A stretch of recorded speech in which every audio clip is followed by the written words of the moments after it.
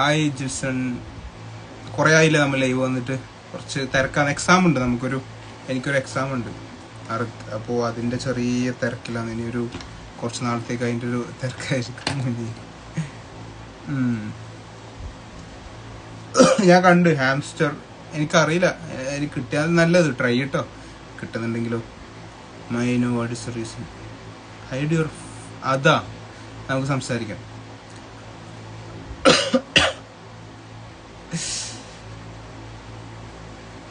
അപ്പോൾ നമുക്ക് കുറേ ആയി ലൈവ് വന്നിട്ട്, ഞാൻ ഇപ്പം വരാമെന്ന് വിചാരിക്കുന്നുണ്ട്. പിന്നെ എക്സാമിൻ്റെ ഒരു തിരക്കും, ലാസ്റ്റ് ഗ്രാജുവേഷൻ ആവാനായി, അപ്പോൾ അതിൻ്റെതായ കുറച്ച് തിരക്കുകളുണ്ട്. അപ്പോൾ അതിൻ്റെ തിരക്കും മറ്റു കാര്യങ്ങളെല്ലാം ആകുമ്പോഴത്തേക്ക് ഇങ്ങനെ എത്തുമ്പോൾ ലേറ്റ് ആകും റൂമിലേക്ക്. അപ്പോൾ പിന്നെ നാട്ടിലെ ടൈം നോക്കുമ്പോൾ ഏകദേശം 11 മണിയൊക്കെ ആവും. പിന്നെ ഞാൻ വിചാരിക്കുന്നതിനാണ് ആരും ഉണ്ടാകാൻ ചാൻസ് ഇല്ലാന്ന് വെച്ചിട്ടാണ്. അപ്പോൾ മാർക്കറ്റിനെ കുറിച്ച് നമുക്ക് എല്ലാവർക്കും കൺസേൺ ഉണ്ട്. നമ്മളെല്ലാവരും എല്ലാം നമുക്ക് അപ്ഡേറ്റ് ഇടാം, എല്ലാ കോയിൻസിൻ്റെ അപ്ഡേറ്റ് ഇടാം. നമുക്ക് എല്ലാവർക്കും ഡൗട്ട് ഉണ്ട്, കാരണം 100K നമ്മൾ എക്സ്പെക്ട് ചെയ്തതല്ലേ. ഹാൾവിങ് നടന്നു, നമ്മൾ ഇത്തീരിയം BTC ETF അപ്രൂവലായി, എല്ലാം ചെയ്തിട്ടും BTC എന്താ ഡൗൺ ആവുന്നത്? BTC ഇനി കയറില്ലേ? ഇനി ഒരിക്കലും 100K നമ്മൾ എക്സ്പെക്ട് ചെയ്യുന്നില്ലേ?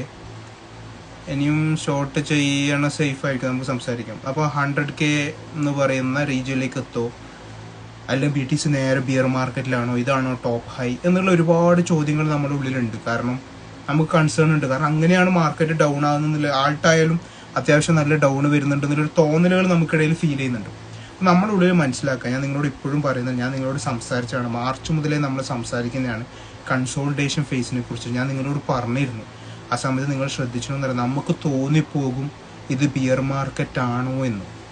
നമ്മൾ അന്ന് നിങ്ങൾക്ക് ആ ലൈവ് ഞാൻ ഞാൻ ഹാംസ്റ്ററിനെ കുറിച്ച് സംസാരിക്കുമ്പോൾ നമ്മൾ ലൈവ് നിങ്ങൾക്ക് ഞാൻ അപ്ലോഡ് ചെയ്തിട്ടുണ്ടാവും, നിങ്ങൾക്ക് ശ്രദ്ധിച്ചാൽ മനസ്സിലാവും. നമുക്ക് തോന്നും ഇത് ബിയർ മാർക്കറ്റ് തന്നെ, അല്ലാണ്ട് ഇത് ഇങ്ങനെ മാർക്കറ്റ് കുറയൂല, ഇങ്ങനെ ആൾട്ട് കുറയൂല. ആക്ച്വലി ഇത് കുറവൊന്നല്ല, ആക്ച്വലി കുറയേണ്ട രീതി കുറച്ചില്ല. എന്നാൽ പോലും നമ്മുടെ ഇടയിൽ ഒരു തോന്നലുകൾ, പല കോയിൻസിൻ്റെയും ഡൗൺ ഒക്കെ കാണുമ്പോൾ നമ്മുടെ ഇടയിൽ ഒരു തോന്നലുകൾ, ഇത് ബിയർ മാർക്കറ്റ് ആണോ, ഇനി ഇതാണോ ടോപ്പ് ഹൈ, 71K ആണോ ഇപ്രാവശ്യത്തെ ടോപ്പ് ഹൈ എന്ന് നമ്മുടെ ഇടയിൽ തോന്നിപ്പിക്കുക എന്നുള്ളത് ഈ ഒരു കൺസോൾട്ടേഷൻ ഫേസിൻ്റെ ഒന്നാമത്തെ സ്റ്റെപ്പാണ്. അത് ഏതായാലും നടന്നുകൊണ്ടിരിക്കുന്നുണ്ട്.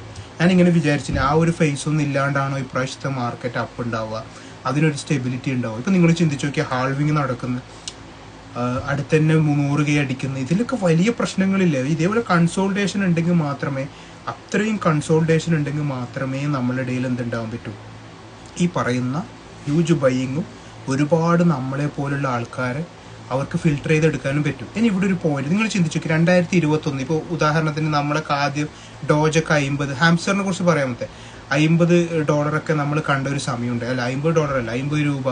നമ്മൾ ബിറ്റ് കോയിൻ 69K കണ്ടു. മറ്റേ NFT ഭയങ്കര ഹൈക്ക്, എല്ലാവരും NFT വാങ്ങിയിടുന്നു, എല്ലാവരും സാൻഡ് കോയിൻ അല്ലാണ്ടെങ്കിൽ വേറൊരു കോയിൻ. അന്ന് നമ്മൾ ആരെങ്കിലും എക്സ്പെക്ട് ചെയ്തിരുന്നു BTC 16Kയിലേക്ക് എത്തും? ഇല്ല. ഇതാണ് മാർക്കറ്റ്. അന്നും ഉണ്ടായിരുന്ന ഒരുപാട് അഡോപ്ഷനും ഒരുപാട് പരിപാടിയൊക്കെ. അതുപോലെ മാർക്കറ്റിൽ എന്ന് പറയുന്നതിൻ്റെ ഫ്ലോ ഇങ്ങനെയാണ്, ഹിസ്റ്ററി റിപ്പീറ്റ് തന്നെയാണ്. നമ്മൾ പറഞ്ഞ പോലെ ഹാൾവിങ്ങിന് ശേഷം കൺസോൾട്ടേഷൻ ഫേസ് ആണ് സ്റ്റിൽ ഉള്ളത്. നിങ്ങൾ ശ്രദ്ധിച്ചാൽ മനസ്സിലാവും, സ്റ്റിൽ അക്യുമുലേഷൻ റേഞ്ച് തന്നെയാണ്. 60K എന്ന് പറയുന്ന മെയിൻ സപ്പോർട്ട്. പക്ഷെ ഞാൻ നിങ്ങളോട് മുമ്പ് പറഞ്ഞ പോലെ 60K മെയിൻ സപ്പോർട്ട് ഉണ്ടാകുമ്പോൾ 58-59K എന്ന് പറയുന്നത് ഷോർട്ട്, അതായത് ലോങ്ങിന് ലിക്വിഡേറ്റ് ആക്കാനുള്ള ഒരു പോയിന്റ് പ്രതീക്ഷിക്കാം. 60ൻ്റെയും 73ൻ്റെ അല്ലെങ്കിൽ 71ൻ്റെ ഇടയിൽ കൺസോൾട്ടേഷനാണ് കറൻലി നടന്നുകൊണ്ടിരിക്കുന്നത്. കഴിഞ്ഞ കുറച്ച് നാളായിട്ട് 67ൻ്റെയും 71ൻ്റെ ഉണ്ടായിരുന്നു. നമ്മളിതിങ്ങനെ കണ്ടുകൊണ്ടിരിക്കും. ഈ സമയങ്ങളിൽ ഈ BTC കുറയുന്നതനുസരിച്ച് ആൾട്ടിൻ്റെ Q2 ലോ എന്ന് പറയുന്നത് അടുത്തൊരു മൂവ്മെൻറ്റ് സ്ട്രോങ് ആക്കാൻ വേണ്ടിയിട്ട് വീണ്ടും ആൾട്ടിലും നല്ല രീതിയിൽ വോളറ്റിലിറ്റി ഉണ്ടാക്കും. BTC കുറയാണ്. നിങ്ങൾ ചിന്തിച്ചു നോക്കി, ആൾട്ട് ഇപ്പോൾ BTC നല്ല രീതിയിൽ കയറുന്ന സമയത്ത് ഒരാൾ വിചാരിച്ച ആൾട്ടിനെ ഡൗൺ ഇറക്കാൻ കഴിയില്ല. പക്ഷേ ഈ സമയം എന്ന് പറയുന്നത് വെയിൽസിനെ സംബന്ധിച്ചിടത്തോളം, എല്ലാവരെ സംബന്ധിച്ചിടത്തോളം ആൾട്ട് മാർക്കറ്റിൽ നിന്ന് ആളെ അകറ്റുന്ന സമയമാണ്. നമ്മൾ ഈ സമയങ്ങളിലാണ് സജീവമാവേണ്ടത്. ഞാൻ നിങ്ങളോട് പറയുകയാണ്, നമ്മളെല്ലാവരും വീണ്ടും ജാനുവരി സമയത്ത് ഷിബ് നല്ല റേറ്റ് ഉണ്ടാകുന്ന സമയത്ത് നമ്മളെല്ലാവരും തിരിച്ചു വന്നതാണ്. കുറേ ആൾക്കാർ ഷിബ് വാങ്ങിയത്, കുറേ ആൾക്കാർ പെപ്പെ വാങ്ങിയത്. ഈ കഴിഞ്ഞ ഒരു 2 ആഴ്ച മുമ്പ് പെപ്പെ നല്ല ഗ്രോത്ത് ഉണ്ടാകുന്ന സമയത്ത് കുറേ ആൾക്കാർ പെപ്പെ വാങ്ങാൻ പോയത്. അപ്പോൾ നമ്മളെല്ലാവരും വീണ്ടും തിരിച്ചു വരും. അപ്പോൾ ഈ ജാനുവരിയിലെ ക്യൂ ഹൈ ഉള്ളതുപോലെ, അതിനു മുമ്പ് നിങ്ങൾ ഈ ജാനുവരിയിലെ ഹൈക്ക് മുമ്പ് നിങ്ങൾ ഒക്ടോബർ നവംബറിൽ ലോ കണ്ടിരുന്നു. അപ്പോൾ അതേപോലെ വീണ്ടും ആൾട്ടിലേക്ക് മണി വരുമ്പോൾ നമ്മളെല്ലാവരും തിരിച്ചു വരരുത്. അതുകൊണ്ടാണ് എനിക്ക് തീരെ സമയം, ഞാൻ പറഞ്ഞില്ല, ഒരു എക്സാം ഉണ്ട്, ഗ്രാജുവേഷൻ എൻ്റെ ജൂലൈ 27-നാണ്. അപ്പം അതിൻ്റെ ഇടയിൽ മാക്സിമം കുറേ കാര്യങ്ങളായിട്ട് ബിസിനസ് ഞാൻ വിചാരിച്ചു ഈ മാർക്കറ്റ് ഡൗൺ ആകുന്ന സമയത്ത് ഞാൻ പിന്നെ വന്നിട്ടില്ലെങ്കിൽ പിന്നെ അതൊരു പിന്നെ അപ്പായി കഴിഞ്ഞിട്ട് ഞാൻ നിങ്ങളോട് പറയുന്നതിൽ കാര്യമില്ലല്ലോ. അപ്പം നമ്മളെ സംബന്ധിച്ചിടത്തോളം 63K ഒരു സപ്പോർട്ടുണ്ട്, 60K, പിന്നെ ഒന്ന് പറയുന്നത് ഈ 60ൻ്റെയും 57ൻ്റെ ഇടയിൽ. പക്ഷെ എനിക്ക് തോന്നുന്നു പറഞ്ഞാൽ ഈ ഒരു റേഞ്ച് ലോ കിട്ടുക എന്ന് പറയുന്നത് ഹ്യൂജ് ബൈയിങ്. കാരണം കഴിഞ്ഞ കുറേ നാളായിട്ട് ഞാൻ നോക്കുന്നത് 60K സപ്പോർട്ട് 56ലേക്കൊക്കെ വരുമ്പോൾ പെട്ടെന്ന് ഹ്യൂജ് ബൈയിങ് നടക്കുന്നുണ്ട്. അതുപോലെ നമ്മൾ മനസ്സിൽ വേണ്ടതെന്ന് പറയുക ETF, ഇത്തീരിയം ETF എന്ന് പറയുന്നത് ഓൾറെഡി അപ്രൂവൽ ആയ ഒരു സംഭവം. പക്ഷെ ഒരു 3-4 മാസം കഴിഞ്ഞിട്ട് അതിൻ്റെ ഇനി ഫെർദർ ന്യൂസുകളുണ്ടാവും, ചിലപ്പോൾ 2 മാസം. ഈ സമയങ്ങളിലൊക്കെ ആരും ഇത്തീരത്തെക്കുറിച്ച് സംസാരിക്കുന്നില്ല. കഴിഞ്ഞ 2-3 അപ്രൂവലിൻ്റെ സമയത്ത് സംസാരിച്ചു, അതിനുശേഷം നൈസായിട്ട് സെൽ ഓഫ് ചെയ്ത ടീംസ് വീണ്ടും വെയിൽസൊക്കെ പതിയെ അക്യുമുലേറ്റ് ചെയ്യുന്ന സമയമായിരിക്കും ഈ സമയം. വീണ്ടും നമ്മൾ ഓൾറെഡി അപ്രൂവൽ ആയ ഒരു സംഭവമാണ്. ഇന്ന് ഓൾറെഡി സെക്കൊക്കെ ഇത്തീരത്തിനോടുള്ള സംഭവം കേസൊക്കെ അവർ റിജക്റ്റ് ചെയ്യപ്പെട്ടിട്ടുണ്ട്. ഇത്തീരം ഒന്നും ഇപ്പോൾ ആരും സംസാരിക്കാത്ത സമയമാണ്. അപ്പോൾ ആ സമയത്തൊക്കെ ഇത്തീരത്തിലേക്കും ശ്രദ്ധ പോകണം. കാരണം ഈ ഒരു ലോയൊന്നും ചിലപ്പം ETF അപ്രൂവലിൻ്റെ ETF ആയിട്ട് ലിസ്റ്റ് ചെയ്യപ്പെട്ടതിന് ശേഷം പെട്ടെന്ന് നമുക്ക് ഇനി കിട്ടണമെന്നില്ല. അപ്പോൾ ഇത്തീരത്തിലേക്കും ശ്രദ്ധ കൊടുക്കണം ഈ സമയം. കാരണം ഇതിൻ്റെ അടുത്താണ് അതിൻ്റെ അപ്രൂവൽ ഉണ്ടായത്. BTC അപ്രൂവൽ ഉണ്ടായതുപോലെ ഇത്തീരിയം ETF അപ്രൂവലും സംഭവിച്ച് കഴിഞ്ഞതാണ്. പക്ഷെ അത് ട്രേഡിങ് സ്റ്റാർട്ട് ചെയ്തിട്ടില്ല എന്നുള്ള കാര്യം നമ്മൾ മനസ്സിലാക്കണം. നമ്മളെ ശ്രദ്ധ ഇപ്പം ഒന്നും ഉണ്ടാവില്ല. ഇവിടെയാണ് വെയിൽസ് ശരിക്കും. ഇപ്പം ഞാൻ പലപ്പോഴും ഗ്രൂപ്പിൽ 10x കോയിൻസ് ഇട്ടുകൊണ്ടിരിക്കുന്നത് എന്താ, നമ്മുടെ 10xലുള്ള പല കോയിൻസും സ്റ്റിൽ ലോ തന്നെയാണ്. ഇപ്പോൾ വൂ ആയാലും ഇപ്പോൾ ഷിബ് ആയാലും അങ്ങനെയുള്ള കോയിൻസ് ഒക്കെ എന്തുണ്ട്, സ്റ്റിൽ ലോയിൽ തന്നെയാണുള്ളത്. പക്ഷേ ഈ സമയത്തൊന്നും നമ്മളെ കൊണ്ട് അവരെ ശ്രദ്ധിപ്പിക്കൂല. വെയിൽസ് ബാഡ് ന്യൂസുകൾ, ബാഡ് സംഭവങ്ങളൊക്കെ ഉണ്ടാക്കും. നമ്മൾ വീണ് പോകരുത്. ഈ സമയം സ്ട്രോങ് ആയി നിൽക്കണം. കാരണം സ്റ്റിൽ നിങ്ങൾ ശ്രദ്ധിച്ചാൽ മനസ്സിലാവും, കഴിഞ്ഞ ഓൾ ടൈം ഹൈൻ്റെ ഒരു 6,000-7,000 ഡൗണ് മാത്രമേ ഉള്ളൂ എന്നുള്ള കാര്യം നമ്മൾ മനസ്സിലാക്കണം. അതായത് 2021 BTC മാക്സിമം ശ്രമിച്ചിട്ടും കിട്ടിയ 69Kൻ്റെ $5,000 മാത്രമാണ്, $6,000 ഡൗൺ ആണ് ഇപ്പോൾ ഉള്ളത് എന്ന് നമ്മൾ മനസ്സിലാക്കണം. കഴിഞ്ഞ കുറേ നാളായിട്ട് കഴിഞ്ഞ പ്രീവിയസ് ഹൈയിൽ ഒരു സപ്പോർട്ട് പോലെ പിടിക്കുന്നതെന്ന് നമ്മൾ കണ്ടിട്ടുണ്ട്. അപ്പോൾ ഉള്ള സിറ്റുവേഷൻ ING ഓക്കെയാണ്. എനിക്ക് തോന്നുന്നത് എനിക്ക് കുറച്ചും കൂടി ഒരു വോളറ്റിലിറ്റി ഉണ്ടാവും, അതിനുശേഷം വീണ്ടും റീഗെയിൻ ആവും തോന്നുന്നുണ്ട് എനിക്ക്. കറൻറ്റ്ലി ആ 26.8 ആ ഒരു മിസ്റ്റേക്ക് ആയിപ്പോയി. അതിനുള്ള എല്ലാവരെയും ഞാൻ മെസ്സേജ് അയച്ചിട്ടുണ്ട്, അതിലെ ലോസ് വന്നവർക്ക് ആ ഒരു ഫ്യൂച്ചർ ട്രേഡ് അത് നമുക്ക് അതിനനുസരിച്ചുള്ള മൂവ്മെൻറ്റ് ചെയ്യാം. അപ്പോൾ നമ്മളെ സംബന്ധിച്ചിടത്തോളം ഈ ഒരു പീരീഡ് നമ്മൾ മിസ് ഔട്ട് ചെയ്യരുത്. ഇനിയിപ്പോൾ ഹാംസ്റ്റർ കോയിനെ കുറിച്ച് ചോദിക്കുന്നുണ്ട്, എല്ലാവരും മറ്റേ ഇടുന്ന കാണുന്നുണ്ട്, എല്ലാവരും മെയിൻ ചെയ്യുന്ന കാണുന്നുണ്ട്. നമ്മൾ മറ്റോ പറഞ്ഞത് അമിത പ്രതീക്ഷ കൊടുക്കാണ്ട് വേണമെങ്കിൽ നിങ്ങൾക്ക് എനിക്ക് എന്താണ് സംഭവം എന്ന് എനിക്ക് ഡൗട്ട് ഉണ്ട്. കാരണം ഇത്രയും ആൾക്കും അവർക്ക് ഒരു വാല്യൂ കൊടുക്കാൻ പറ്റുമോ എന്ന് എനിക്കറിയില്ല. PI കോയിൻസും ഇതുപോലെ ഹൈപ്പിലാണ് വന്നത്. അപ്പം നമുക്ക് ഒരു തീരെ ഇല്ലാത്തവനിക്ക് വേറൊരു പണിയൊന്നും ഇല്ലെങ്കിൽ, വേറെ സമയമൊന്നും കളയാനില്ലെങ്കിൽ, ഒരു ഹോപ്പിൽ ജീവിക്കാൻ പറ്റുവാണെങ്കിൽ ചെയ്യുന്നതിന് ഞാൻ എതിർക്കുന്നൊന്നുമില്ല. നിങ്ങൾക്കത് എന്താണെന്ന് വെച്ചാൽ ചെയ്യാം, അതിലൊന്നും പ്രശ്നമൊന്നുമില്ല. അല്ലാണ്ട് പക്ഷെ എനിക്ക് വലിയ പ്രതീക്ഷ കറൻറ്റ്ലി ഇല്ല. പക്ഷെ ഞാൻ എൻ്റെ ഭാഗത്തു നിന്നുള്ള ഒരു ദുആ എന്ന് പറഞ്ഞാൽ അത് ഉണ്ടായിക്കോട്ടുന്ന. കാരണം എന്താ, എത്രയോ ആൾക്കാർ ചെയ്യുന്നുണ്ട്. അപ്പം അത് സംഭവിച്ചു കഴിഞ്ഞാൽ എന്തിട്ടും എത്രയോ ആൾക്ക് ഗുണം ചെയ്യും.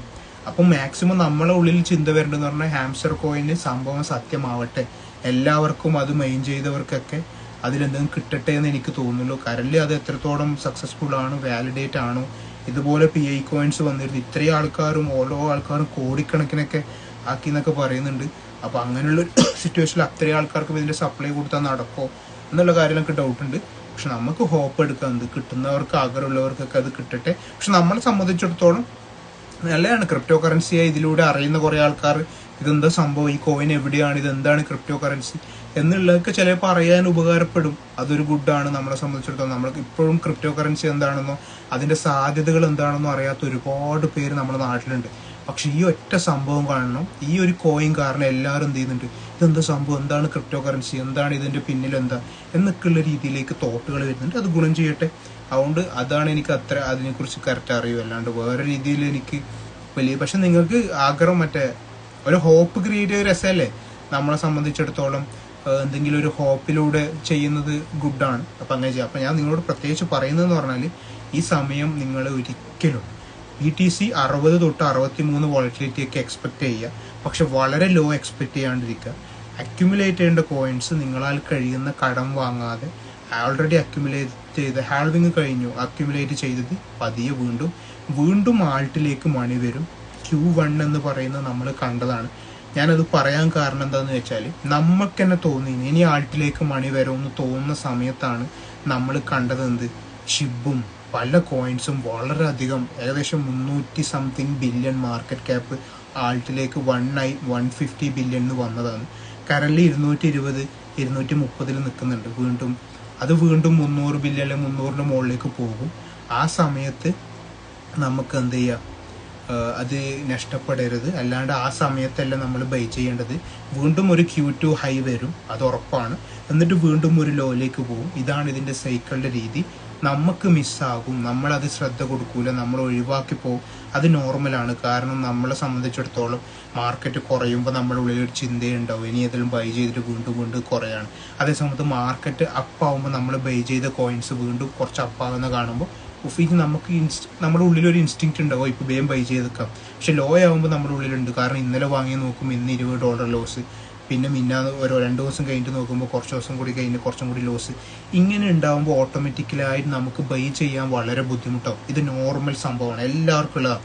എല്ലാവർക്കും ഒരു തോന്നലുണ്ട്. കാരണം മാർക്കറ്റ് ഡൗൺ ഉള്ള സമയത്ത്, കുറഞ്ഞുകൊണ്ടിരിക്കുന്ന സമയത്തൊക്കെ നമുക്ക് ബൈ ചെയ്യാൻ ചെറിയ രീതിയിലുള്ള ഒരു മടുപ്പ് ഉണ്ടാകും. പക്ഷെ അത് നമ്മൾ മാക്സിമം ഷിബൊക്കെ വീണ്ടും സാധ്യതയുള്ളത് തന്നെയാണ്, അക്യുമുലേറ്റ് ചെയ്യപ്പെടേണ്ടതാണ്, നമ്മൾ 10x ഉള്ളതാണ്. പക്ഷെ അത് മാത്രമല്ല ബാക്കിയുള്ള കോയിൻസിലേക്കും ഫോക്കസ് ചെയ്യണം. പക്ഷെ ഷിബും അക്യുമുലേറ്റ് ചെയ്യാവുന്നതാണ്. ഓക്കെ, ഷിബിൻ്റെ അനാലിസിസ് ഞാൻ ഇപ്പോൾ പറഞ്ഞില്ലെങ്കിൽ വെയിറ്റ് ആക്കെ. ഷിബ് ഒരു മിനിറ്റ്. ഡോജ് 10x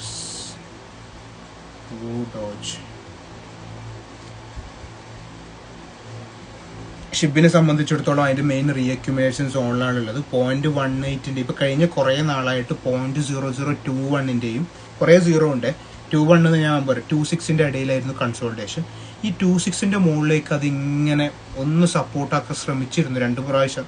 നമ്മൾ ഏകദേശം ഈ ജാനുവരിയിൽ കണ്ടത് എത്രയാണെന്ന് അറിയാം, ഷിബിൻ്റെ റേറ്റ് 0.00047, അതായത് 47 വരെ നമ്മൾ ഈ പറയുന്ന 47 ഇല്ല, അല്ലെങ്കിൽ ഒരു അതെ എനിക്ക് തോന്നുന്നു 384 വരെ നമ്മൾ ഷിബ് ഈ ജാനുവരിയിൽ നമ്മൾ കണ്ടതാണ്. ഞാൻ ഓരോന്ന് പറഞ്ഞിട്ട് നമുക്ക് ഓരോ ടോക്ക് സംസാരിക്കും. ഷിബിനെ സംബന്ധിച്ച് ഞാൻ പറയുന്നത് ഈ ജാനുവരിയിൽ അതിൻ്റെ Q1 റാലിയിൽ ഏകദേശം 0.0004038 കണ്ടതാണ് നമ്മൾ. ഇപ്പോൾ ഉള്ളതെന്ന് പറഞ്ഞാൽ 0.0018 സംബന്ധിച്ചിട്ട് ആ ഒരു റേഞ്ചിലാണ്. അതിനുശേഷം 18ലേക്ക് വന്നിരുന്നു ഷിബ്, അതായത് ആ ഹൈയിൽ 0.0038 നിന്ന് 18ലേക്ക് വന്നു. പെട്ടെന്ന് തന്നെ അതൊരു 0.0027ലേക്ക് പോയി. അതൊരു മെയിൻ റെസിസ്റ്റൻസ് ആണ്. ഞാൻ പറയുന്നത് ഷിബിൻ്റെ റെസിസ്റ്റൻസ് ഞാൻ നിങ്ങളോട് പറയാം. 0.00026 എന്ന് പറയുന്ന ഒരു പോയിന്റ്, പിന്നെ 33 എന്ന് പറയുന്ന ഒരു പോയിന്റ്, പിന്നെ 0.4 എന്ന് പറയുന്നത്, കുറേ 0 ഉണ്ട്. കറൻലി ഉള്ളതെന്ന് പറയുന്നത് 0.18 ആണ്. ഈ 15ൻ്റെയും 16ൻ്റെയും 16 എന്ന് പറയുന്നത് ഒരു മെയിൻ സപ്പോർട്ടാണ്. 1617 എന്ന് പറയുന്നത്. 21 എന്ന് പറയുന്ന ഒരു റെസിസ്റ്റൻസ്. 26 കഴിഞ്ഞ ദിവസങ്ങളിലായിട്ട് 21 ബ്രേക്ക് ആയപ്പോൾ പെട്ടെന്ന് 18ലേക്ക് വന്നു. നമ്മളെ സംബന്ധിച്ചിടത്തോളം ഈ 16 വരെ കൺസോൾട്ടേഷൻ പീരീഡാണ്, നല്ല റീഅക്യുമുലേഷൻ പീരീഡാണ്. 16 ഡൗണിൽ വരുമ്പോഴാണ് ചിലപ്പോൾ ഷിബിനെ സംബന്ധിച്ചിടത്തോളം കുറച്ചും കൂടിയും ഒരു ബയേഴ്സ് കുറയാനുള്ള സാധ്യത ഉണ്ടാവുക. പക്ഷെ 0.0016 തൊട്ട് അത്യാവശ്യം ബൈയിങ് ഉണ്ടാകാനുള്ള സാധ്യത ഞാൻ കാണുന്നുണ്ട് ഷിബിനെ സംബന്ധിച്ചിടത്തോളം. കാരണം അതൊരു റീഅക്യുമുലേഷൻ സോണായിട്ട് കാണാം. വേറെ ഏതാ അതുകൊണ്ട് ഷിബ് ആ ഒരു റേഞ്ചിലൊക്കെ എനിക്ക് അക്യുമുലേറ്റ് ചെയ്യാവുന്നതാണ്. കഴിഞ്ഞ Q1 അത്യാവശ്യം ലോങ് വന്നത് തന്നെയാണ്. പിന്നെ നമ്മൾ ഡോജിനെ കുറിച്ച് ഇതാണല്ലോ നമ്മളെപ്പോഴും നമ്മുടെ ഉള്ളിൽ ഉണ്ടാവുക ഒരു ചോദ്യം. ഡോജിനെ സംബന്ധിച്ചിടത്തോളം നിങ്ങൾ ശ്രദ്ധിച്ചാൽ മനസ്സിലാവും, 0.2 ഒരു മെയിൻ സപ്പോർട്ടാണ്, അല്ല റെസിസ്റ്റൻസ് ആണ്. 0.16 മെയിൻ റെസിസ്റ്റൻസ് ആണ്. 0.12 മെയിൻ റെസിസ്റ്റൻസ് ആണ്. കഴിഞ്ഞ കുറേ നാളായിട്ട് ഈ പറയുന്ന ഒരു ഡോജിനെ സംബന്ധിച്ചിടത്തോളം അതിൻ്റെ ഡൗൺ ട്രെൻഡ് ഡയഗണലായിരുന്ന ഏകദേശം 0.12 എന്ന് പറയുന്ന ഏരിയയിലേക്ക് ബ്രേക്ക് ഔട്ട് ചെയ്തതിന് ശേഷം അത് 0.2 വരെ കയറിയിട്ടുണ്ട്. സോളിനെ കുറിച്ച് നമുക്ക് സംസാരിക്കാം. അപ്പം അങ്ങനെയുള്ള സിറ്റുവേഷനിൽ അത് എന്ത് ചെയ്തു, ആ 2 എന്ന് പറയുന്ന സപ്പോർട്ടിൽ നിന്ന് അവിടെയായിട്ടും ശരിക്കും പറഞ്ഞാൽ 0.21 എന്ന് പറയുന്ന ഏരിയയിലേക്ക് ഡോജ് സപ്പോർട്ട് പിടിക്കുകയാണെങ്കിൽ കൂളായിട്ട് 0.27 കണ്ടേനെ. പക്ഷെ അവിടെ നിന്ന് റിജക്റ്റ് ആയി വീണ്ടും 0.12 വരുന്നുണ്ട്. ഈ 1211 എന്ന് പറയുന്ന ഏരിയ എന്ന് പറയുന്നത് നല്ല ബൈയിങ് സാധാരണഗതിയിലായിട്ട് കാണുന്ന ഒരു ഏരിയ ആണ്. പിന്നെ ഉള്ളത് 0.16, പിന്നെ 2. അതാണ് നമ്മുടെ ഡോജിൻ്റെ മെയിൻ സപ്പോർട്ട്. പിന്നെ ചോദിച്ചത് എന്താ, സോൾ അല്ലേ? സോള് ഞാൻ നോക്കിയില്ലല്ലോ. സോള് ഫോൺ നോക്കേണ്ടി വരും. അപ്പോൾ സോളിൻ്റെയും ഞാനത് നമുക്ക് മെസ്സേജ് അയക്കട്ടെ, സോളിൻ്റെ ചോദിച്ചവർ. ഓക്കെ, ഇതൊക്കെയാണ് നമ്മൾ ഈ സമയത്ത് ശ്രദ്ധ കൊടുക്കണം സോളിനെ സംബന്ധിച്ചിടത്തോളം. എല്ലും സോൾ ഇല്ല, സോള് ഞാൻ മെസ്സേജ് അയക്കാം, മറ്റേ ഫോണിലല്ലോ. സില്ലിൻ്റെ ഒക്കെ ഞാൻ അപ്ഡേറ്റ് ഇടാം, അത് നമ്മൾ 10x കോയിനാണ്. ഓക്കെ എന്നാലും നമുക്ക് പിന്നെ കാണാം. ഓക്കെ.